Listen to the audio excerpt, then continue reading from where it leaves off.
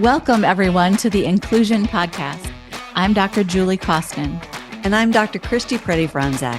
We're so glad you're here as we explore all things inclusion. So whether you're a school leader, an educator, a parent, or simply passionate about inclusion, this podcast is for you. In each episode, we go beyond the usual conversations, diving into what truly makes inclusive education work.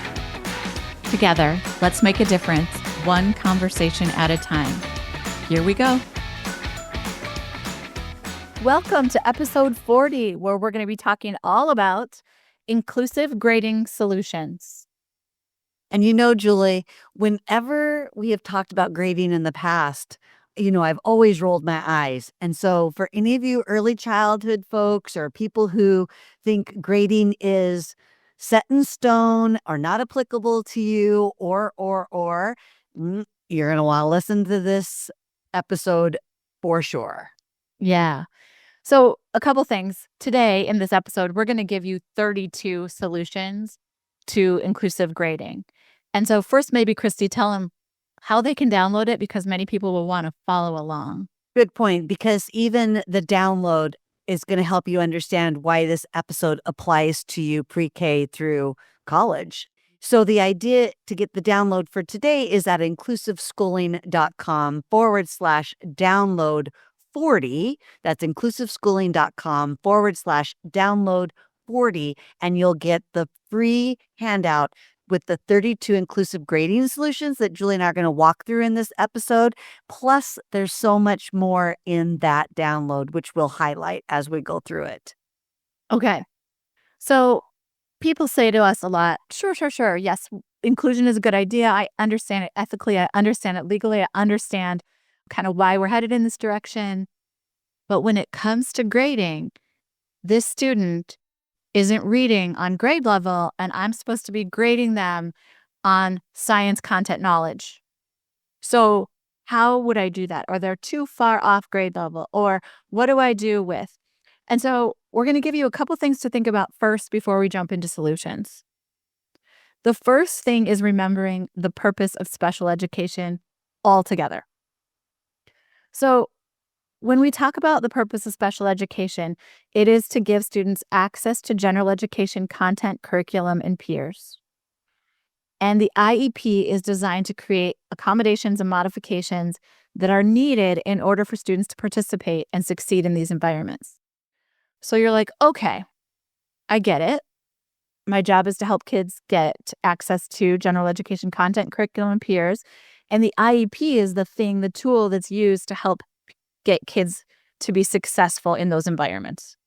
Do you think that's a right way to say it, Christy? Yeah, I will say on top of that, the IEP as a tool requires, or really under IDEA in the United States, requires that we use unbiased assessments, which includes grading. So sometimes when Julie and I talk about grading for my early childhood folks, I might replace the word with assessment, even though we do use performance-based, informative, and summative assessment with older students. But the IEP is talking about the link between assessment and instruction, what we know about a student and what supports and services they need to ensure access, participation, and progress. So this all goes together, whether you're thinking about grading on a report card or on a test or on a rubric or on a curriculum-based assessment. It's all tied back to the IEP, which is intended to ensure that we remove barriers. So if our assessment or grading practices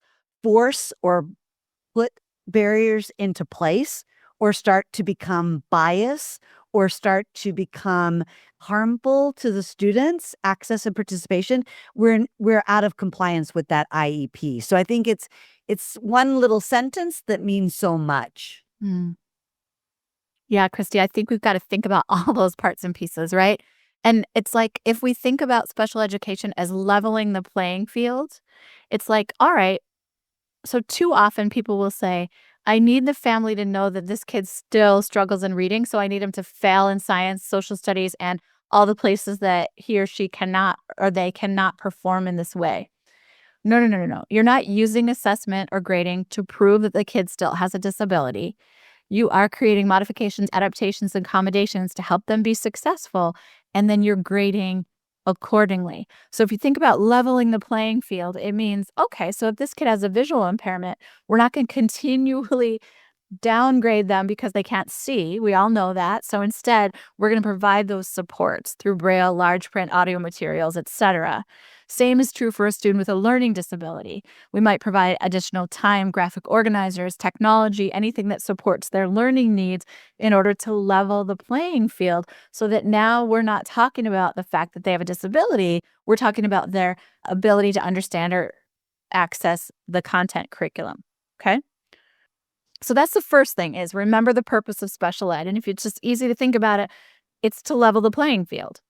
The second thing is consider the purpose of grading. Now, this can be about a 3-day discussion. And Christy, is not just early childhood folks that are going to roll their eyes. There are many of us that have taught elementary, middle, and high school that really college.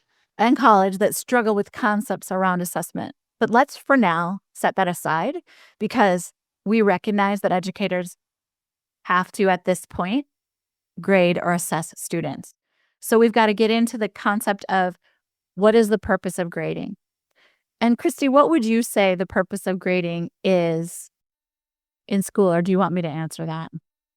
Well, do you want a snarky answer, or do you want like something helpful? Could that help you? So helpful, so I'll answer it. Okay. So I might say that the purpose of grading is to provide an accurate or fair or comprehensive evaluation of their progress and performance. And we need to account for the unique needs of learners at the same time. So it's really about thinking about a variety of methods to evaluate student performance. It's about fostering a more equitable and supportive learning environment. And it's by using diverse assessment methods so that you can really get a complete picture of a student's abilities. Instead of looking for where are they falling short, it's really, how do I document this student's success and how do I document their next steps? And I guess the reason, if anybody was curious about my unhelpful, is that rarely is grading accurate, fair, or comprehensive. And for a variety of reasons, from using publisher-made instruments that have bias built in, to my own perceptions about what is fair, to my own subjectivity when I go to assign an evaluation or a score or a grade using ableist thinking that I may be unaware of. So I think we just need to acknowledge that sometimes our struggle with grading is because what we've come up with so far kind of falls short of the ideal of what Julie shared. For sure, for sure. And if you just think about kind of what I shared, it's like, how can we create the opportunity to help kids succeed and be recognized for their efforts and growth? Now, what if that's how we looked at it? And I think Christy's point is hardly anybody looks at grading that way. Right. True, true. And what we want to give you is 32 ways to think about inclusive grading. Julie, it's like maybe more than inclusive grading. It's like that accurate, fair, and comprehensive, which for us would be a definition of inclusive, right? It's not just I'm using or applying this rubric or this formula on everybody, therefore it's inclusive, but it's actually accurate, fair, comprehensive, diverse methods, complete picture, focus on strength, all the things that we believe about inclusion. Yes, yes. So, Christy, I'm just going to pick a couple and just share some that I love. I'm going to start, if you're following along on the download. Oh, yeah, I'll tell them the download again, so in case they do. So again, there's 32 of them. Julie and I are going to highlight a couple, and then there's a couple added bonus things on the download, which you can find at inclusiveschooling.com/download 40. Okay, go, Joel. Okay, so I'm just going to pick number 4, if you're following along, and it's grade product and process separately. The process to complete an assignment may be more highly valued or weighted than the correct final answer, and you can separate those two out. Now, a lot of people say, wait a minute, you can't do that in a standardized test. And so what we're going to do is talk about assessment today, related to classroom level assessment, related to end of unit assessment, related to those kind of things. I'm going to ask you to take state assessments out of this conversation, okay? Because we have to remember that's a teeny piece of all assessment. And we're going to instead focus on classroom-based, school-based assessments. So number 4 is grade product and process separately. So meaning, let's say a student is really going to struggle with motivation to stay on task for this entire project. Well, we might heavily weight the process aspect of it and notice all the ways in which the student is able to move from step to step to step. It's more like we're documenting their success. We're pointing out where they're good. And then, of course, what they need more support with can be part of that. So grade product and process separately. Do you want to pick one, Christy? Sure. I'm going to pick number 20 on the list of 32, and it says allow choice in assignments. This one I feel is doable at any age or grade or subject. And people will again disagree, especially if they've been told to adhere to a adopted curriculum with fidelity. And this is where I would say we have to do some advocacy work around, if we are going to be an inclusive school district, what changes do we make to an adopted curriculum that still adheres to the big ideas, but allows for what needs to be accurate, fair, and comprehensive? So allowing for choice in assignments is a way that students can show how they demonstrate their understanding. So if you're a big UDL or Universal Design for Learning person, you can think about multiple means of expression. Even if you're thinking about assessment in the early childhood years where we don't assign a grade, but you're assessing kids for quarterly reports or for OSEP reporting, we want kids to show us what they know and can do in a variety of ways, versus there's only one way for you to show me what you know and can do. And that's often mixing kind of the process and product Julie just mentioned. So if I want to know if you know your colors, but I require you to verbally say your colors, I have mixed up or have given you only one way to demonstrate understanding. Matching, sorting, labeling, those would all be different ways to show me that you know your colors. So that choice of assignment or choice of performance or choice of demonstration really allows you to be accurate in knowing if a student knows something. I just need to add pointing. Thank you. There's so many ings. I So know. many progressive ings. Yes. Yes. It's really just how do you simplify it and how do you really clearly determine, can this kid identify colors, right? So really good example, Christy. I'm going to pick number 8, and it's just using a checklist noting mastery or demonstration of key skills or content. I'll just use supporting a student in science in high school with Down syndrome. When I was teaching, this was outrageous, because how on earth could this student who was reading at a second grade level be in a 12th grade biology course? Like, how could this happen? Well, we had to take reading level out of the equation. We had to take some of those struggles out of the equation, and we had to figure out what skills does this student have and how do we figure out what they can learn. And so basically we would take a single unit in that specific course and we'd create a checklist saying, if this student understands these 10 things, that's going to be mastery for this student. The beauty is we incorporated all of those 10 things right within the context of what everybody else was learning and doing. And of course, the student that I'm thinking of, his name is Brett. Brett surprised us every time because he not only learned those things and was able to demonstrate his understanding, we realized, whoa, we've been misunderstanding his levels, his cognitive levels, and his levels of ability to really take and use complex information and put it to work. So for us, it was like we started this checklist with 10 things, and then all of a sudden we were like, whoa, he can do so much more. So that's just an example. You can change what's expected for certain kids in their IEP. And that doesn't mean they have to be sent somewhere else to learn it. It means we can learn it right within the context of the setting. Okay, so we'll do one more from the list of 32, which again, you can download all of these at inclusiveschooling.com/download40. And I'm going to actually pick number 32. And then after that, Julie will tell you what else is in today's episode's download that you can use to really make your grading practices, your assessment practices more inclusive.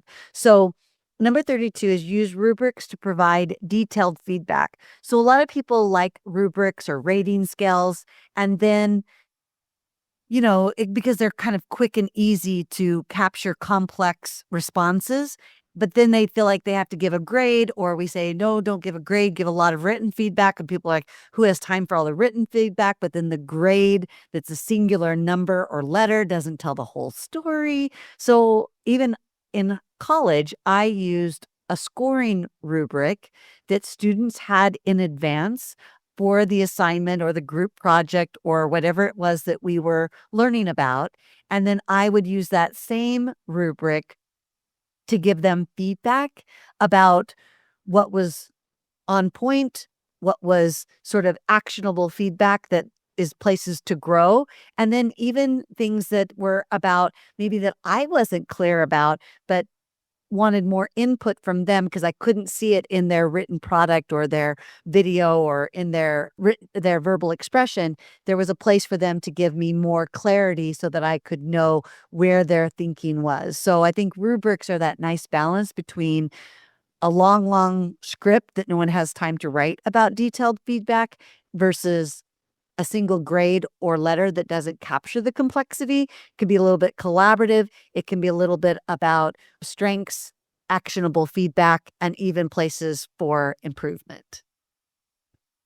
So, Christy, I just want to note you mentioned 32, use rubrics to provide detailed feedback. And 31 is you can differentiate your rubrics too. So it's like you might, because you have a learner that's so outside, it's an outside pin to use Shelley Moore's concepts, but meaning someone who's going to need a difference in their rubric in order to fairly grade them. So those kind of go hand in hand in my mind, which I love those. So Christy said that after 32, I'm going to tell you what's next. And what's next, meaning what's next in this handout that we have for you, that's just a resource for you to take and use, is it explains several questions about grading that most people have, especially for students with complex support needs. So I'm going to use an example. Can a school have a modified grading system for students with disabilities only? The answer, no. Is modified grading for students with disabilities legal? Yes, and we explain how. Another one could be, how does the IEP team determine priority essential goals for the IEP that's going to align with the curriculum? So really great questions that we get asked all the time about students with more complex support needs, and our answer, even with some very useful guidelines, like what would it look like to write a goal for a student with more complex support needs? And we give some examples there. So that's just a bonus to these 32 ways to think about grading. And why I love the 32 is when you're stuck and wondering, how do we best grade this student? What we love is you have all these options to look at and talk with the team about to say, ooh, for this unit, let's try this. For this unit, let's try this. For this IEP, let's use this phrase, this way of thinking. And so it gives you so many options as opposed to there's one way to grade all students all the time.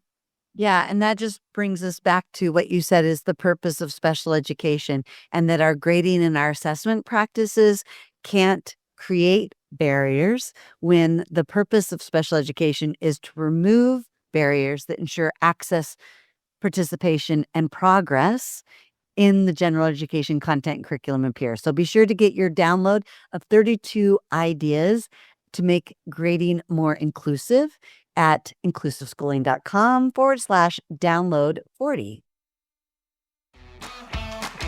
Thank you for tuning in, and don't forget to subscribe and catch up on past episodes where we share valuable insights, straight talk, and practical steps to challenge outdated special education practices.